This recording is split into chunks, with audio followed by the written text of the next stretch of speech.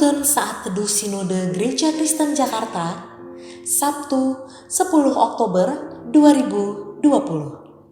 Judul renungan, Peniru Kristus.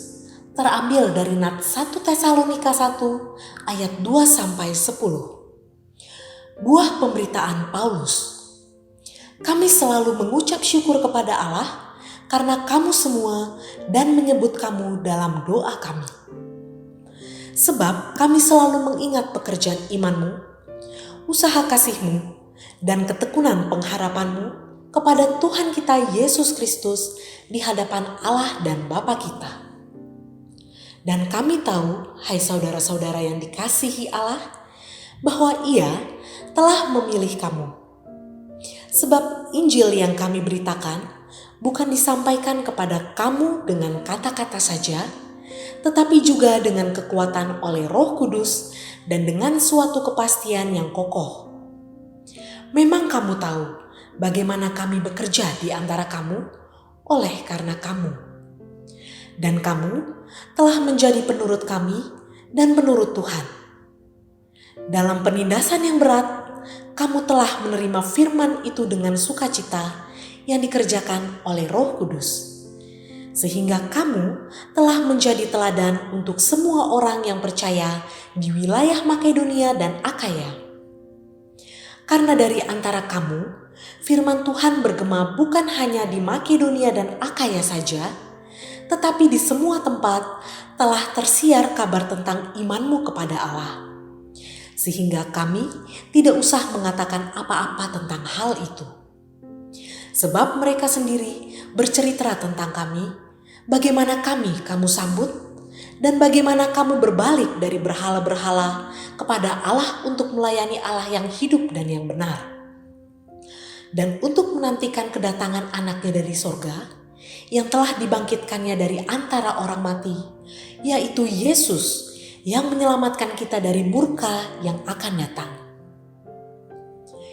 Kita harus terus-menerus menaklukkan diri di dalam ketaatan kepada Tuhan. Kebenaran firman Tuhan hendaknya menuntut langkah hidup kita tiap-tiap hari.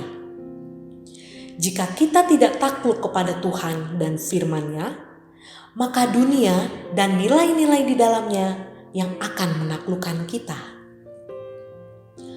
Paulus dan Silas terpaksa meninggalkan kota Tesalonika karena serangan dari kekaisaran Romawi yang berkuasa.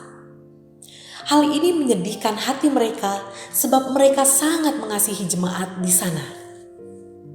Dalam perlindungan Tuhan, jemaat di Tesalonika terus bertumbuh sekalipun senantiasa berada di bawah bayang-bayang ancaman, hukuman, penderitaan, bahkan kematian. Dalam suratnya, sebagai upaya untuk tetap berhubungan dengan jemaat di sana, Paulus bersyukur untuk kesetiaan, iman, kasih dan pengharapan jemaat yang teguh di dalam Kristus, sekalipun berada di dalam kesulitan. Paulus mendorong jemaat agar menghidupi imannya dengan taat dan setia, dengan menjadi penurut kami dan penurut Tuhan. Kata penurut sebenarnya memiliki arti sebagai peniru. Mereka harus terus-menerus meniru cara Kristus hidup, seperti Paulus yang juga meniru Kristus selama hidupnya. Sebagai peniru Kristus, mereka harus tetap taat kepada Tuhan, sekalipun dalam kesulitan dan penderitaan hidup. Hal ini sama seperti Kristus yang taat kepada Allah Bapa, walaupun harus menanggung penderitaan karena hukuman dosa manusia. Demikian juga kita dipanggil untuk menghidupi iman kita di tengah zaman ini dengan menjadi peniru-peniru Kristus. Sepanjang minggu ini, kita telah belajar banyak tentang ketaatan kepada Tuhan lewat khotbah dan saat teduh. Apakah kita menerima kebenaran firman Tuhan itu dengan sukacita dan melakukannya dengan taat dalam kehidupan sehari-hari? Apakah kita menaati Tuhan dalam setiap keputusan yang telah kita ambil? Ketika hidup menjadi bertambah berat di tengah situasi yang semakin sulit, apakah kita tetap berpengharapan teguh di dalam Tuhan dan taat pada firman-Nya? Mohonlah Roh Kudus untuk menolong saudara bertumbuh dalam melakukan firman Tuhan. Orang yang taat kepada Tuhan senang meniru cara Kristus hidup. Tuhan Yesus memberkati.